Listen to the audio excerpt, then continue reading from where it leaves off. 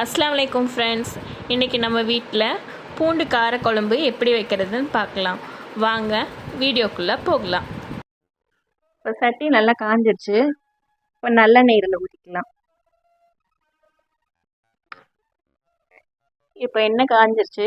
எண்ணெய் காஞ்சதும் அரை ஸ்பூன் வெந்தயம், அரை ஸ்பூன் சீரகம் போட்டு நல்லா பொரிய விடணும். இப்போ இது நல்லா பொரிஞ்சு வந்துருச்சு. இப்போ இதில் தேவையான அளவு பூண்டு சேர்த்துக்கலாம்.